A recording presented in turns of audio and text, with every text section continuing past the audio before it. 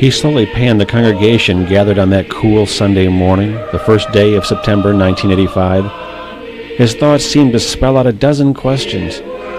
What's ahead of me, Lord? What are the stories behind these faces?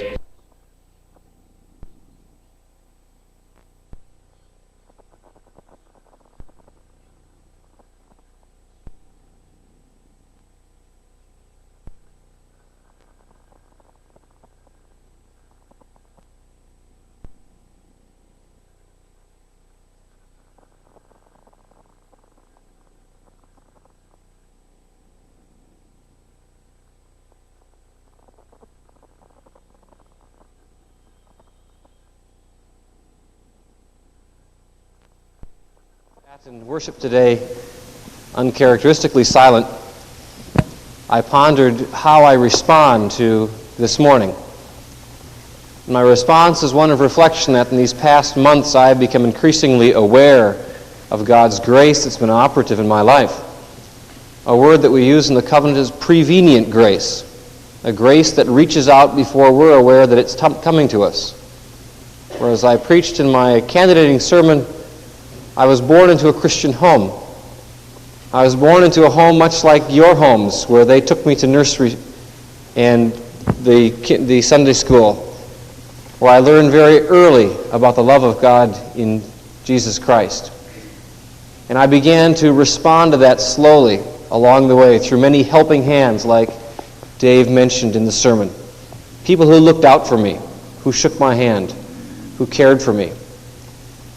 And as I now realize that you called me, and by God's Spirit, that was a long and wrestling call that you probably all know, that interesting story about how I turned you down, and you came back to me and said, I don't think you're hearing God's voice. And I wasn't.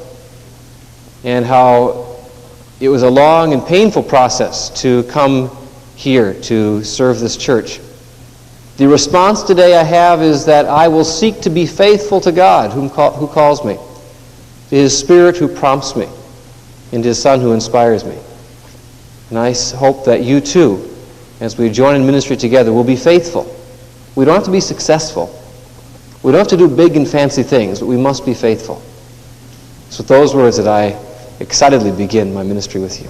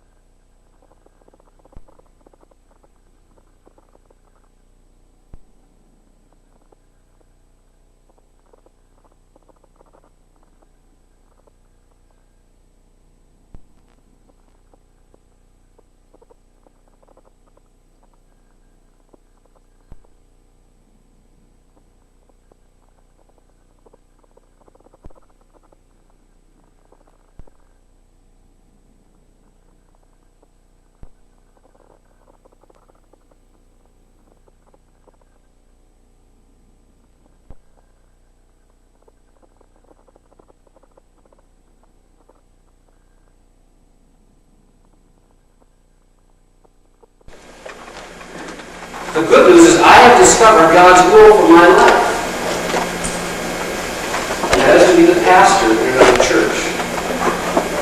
Last Friday, I accepted the call to be the pastor of the Salem Covenant Church in Minneapolis, Minnesota. I would say there's bad news because it means I'm having to leave you. But there's good news for you too, because God who began a good work here is not going to leave it incomplete. We will be leaving August the 1st to begin our life in Minneapolis together. And I wanted to tell you all now today, it hurts. It's also very exciting. Because life together with you has been the richest thing I've ever known. And I can't imagine what life is next to me. nor for you.